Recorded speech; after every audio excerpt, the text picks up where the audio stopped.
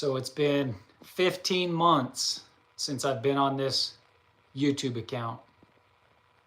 Hard to believe, ladies and gentlemen, the time just flew by. But the last time I got on here was when they found Suzanne Morphew in September of last year. So that's one of the reasons why I wanted to get on here tonight, was because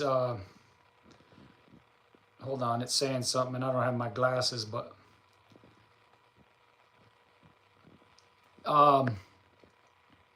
hopefully I'm live and I'm not just talking to myself here. But oh, there we go. Yeah, I see you guys popping in now. Hey guys, how's everyone doing? So as I was saying, it's been about 15 months since I've been on this account here.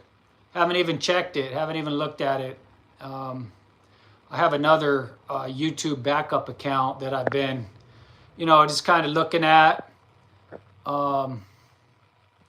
watching, funny videos, stuff like that. Really haven't been doing any true crime type stuff. So, but something kind of weird happened last night. And I think it's because, all this election stuff is finally over. Thank goodness. This has been a wild and crazy ride.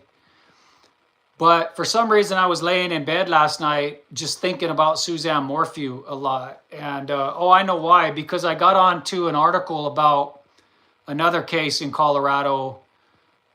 This guy named James Craig, who's a dentist, he supposedly poisoned his wife. And he was supposed to go on trial and all that. And I really didn't hear too much about that case because I've been so wrapped up in politics, guys, because I knew, like I told my son last night, that, if, well, I don't want to get political on here, but let's just say this, like, I felt like my mission for the last 15, 16 months was to get involved in politics and just try to be a small cog in the big wheel and just try to make some things happen. But I'm glad it's over, ladies and gentlemen. Politics are absolutely disgusting, much like true crime. But, somebody's got to do it. We got to get in there and fight for what we believe.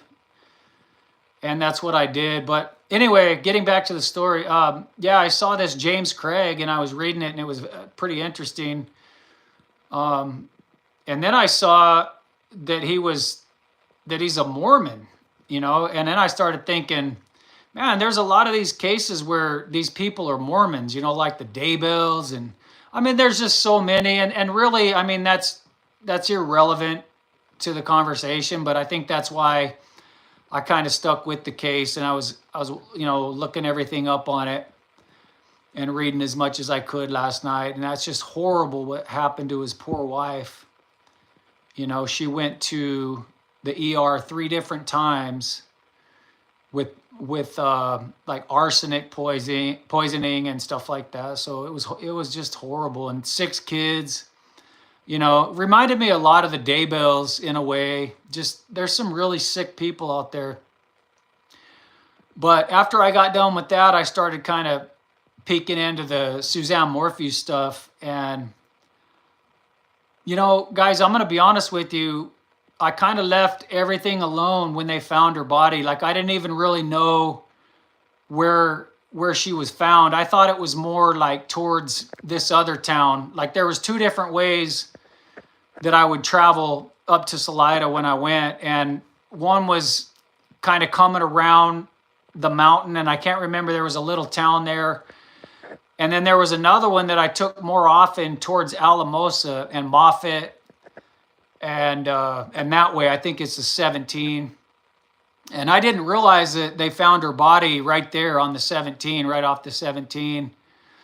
And I stopped there so many times. They have a little alligator farm, and I stopped there and I made some videos. And I don't know if they're still on YouTube or if I deleted them or whatever, but I just thought, man, how crazy that all this time that I was going out there, that I was driving right past her body out there, just laying out there. And it just kind of had an impact on me, because it made me feel like I should have done more, or I could have done more, or I don't know. It was just weird, but I guess it was just a little bit of guilt and sadness, I guess. And I was telling my son about this because he's 21 now and he's getting more interested in some of the things that I've done. And so I was telling him about it. And we also started talking about the Delphi case with Abby and Libby.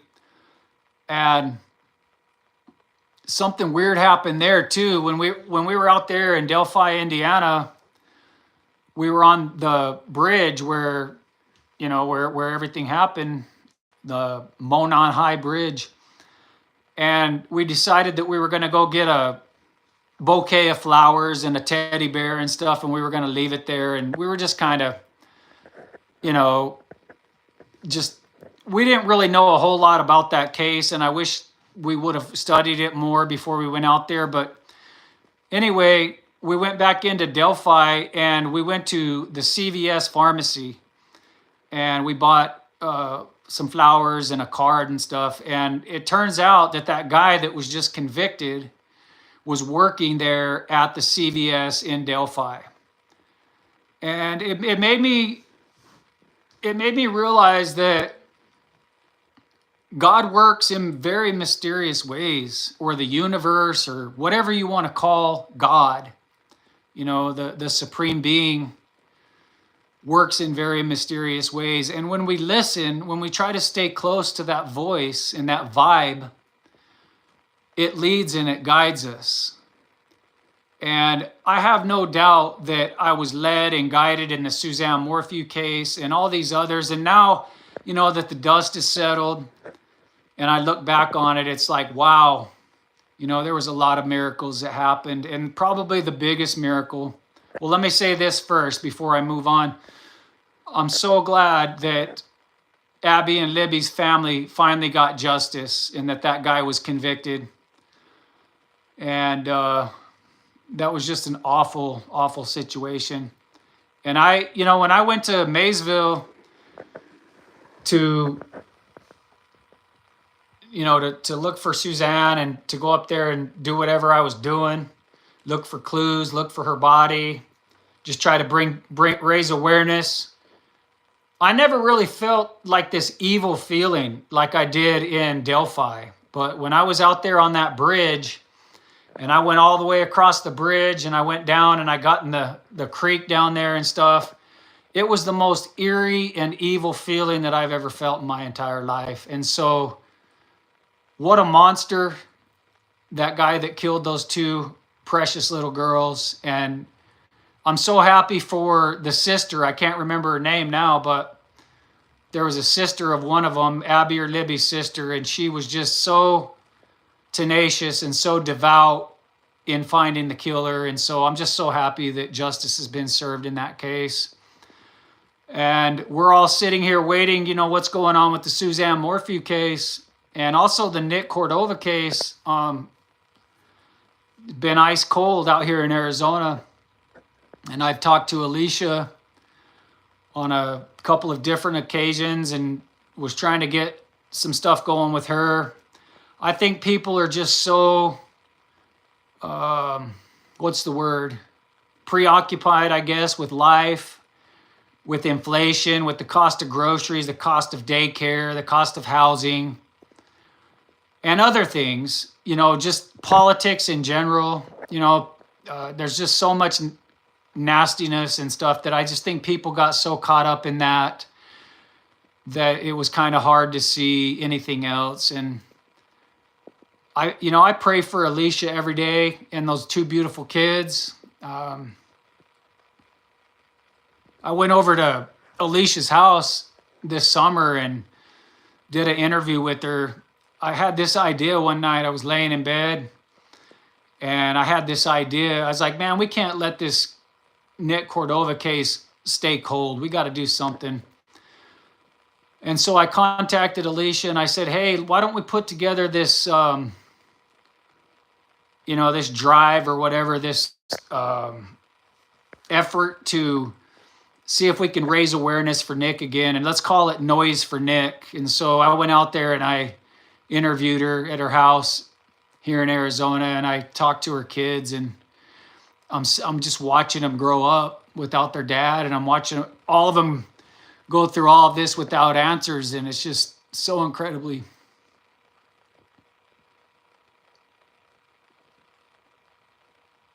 It's just so hard. Nope.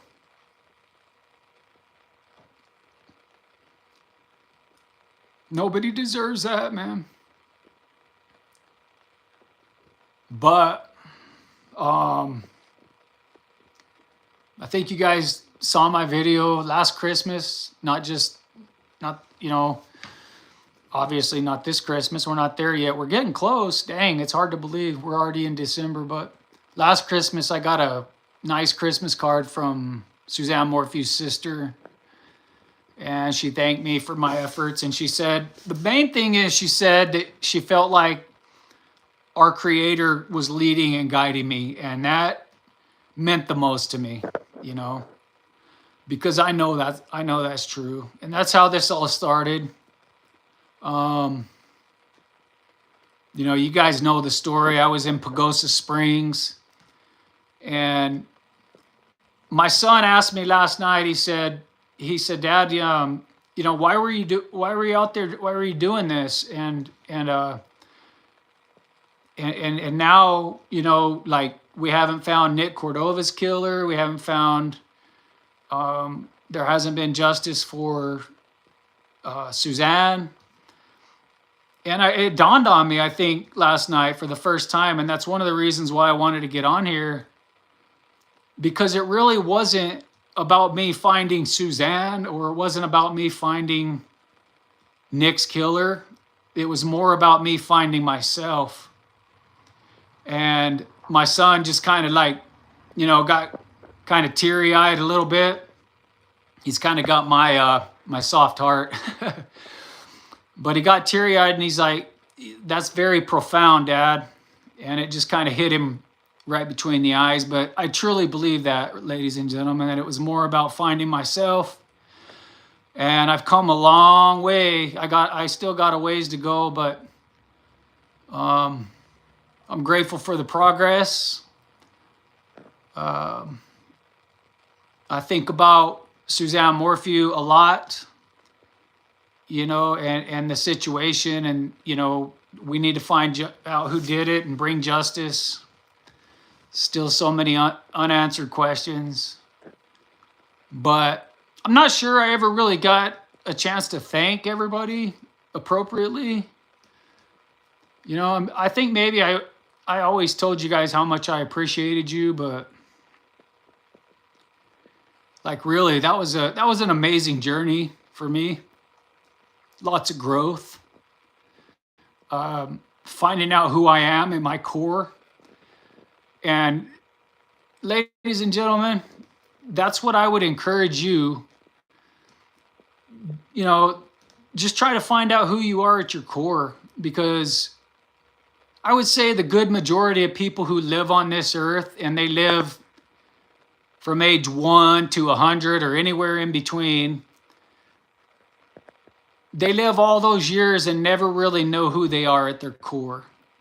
They're somebody that they were told that they're supposed to be, or they're trying to please somebody else, or they have, all these balls and chains and all this other stuff, and they never really get to find out who they are at their core.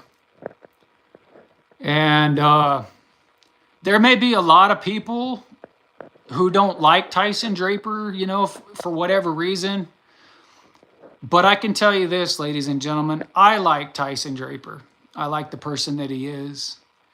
And I like myself. And I spent a lot of time alone, and I learned a lot about myself and my character. And I'm not perfect. I've made tons of mistakes. I continue to make mistakes. But ladies and gentlemen, it's all about progress.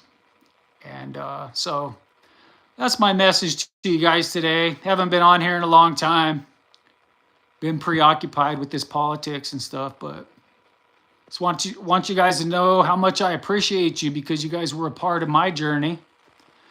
And maybe we can get some noise going again for Suzanne, and try to find out I was reading last night for the first time, you know, kind of studying up on the case, and I don't know if Barry's in Indiana or it looks like he's no longer in Colorado, which who cares, you know, where he's at, but just try to start stirring some stuff up, start making some noise and try to, you know, get some of the bigger channels and the news people involved again, and just see if we can't make something happen. You know, one thing that really hit me right in the heart last night was when I read in the autopsy report for Suzanne Morphew that they found her in that blue sweatshirt that said Crested Butte. And then I went on Reddit and I saw somebody had posted on there, and maybe it was on Daily Mail too or something, but she was wearing that very same sweatshirt. And that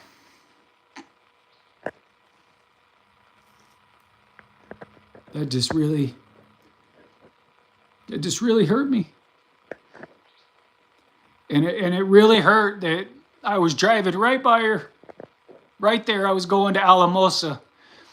And I don't know if it was right there by that alligator farm or where, but somewhere right there outside of Moffett, I was driving by her. I could have probably just reached out and touched her, and it just makes me really, really sad. But anyway, like I always say, guys, I appreciate you. I love you. If I don't get back on here before Christmas, I wish everybody a very Merry Christmas. I hope everybody's doing well. We've endured a lot, man, as a nation, as a people. And I hope this is a time where we can just kind of relax and just get things back to normal. Whatever that is, you know, whatever that looks like moving forward. But you guys are amazing.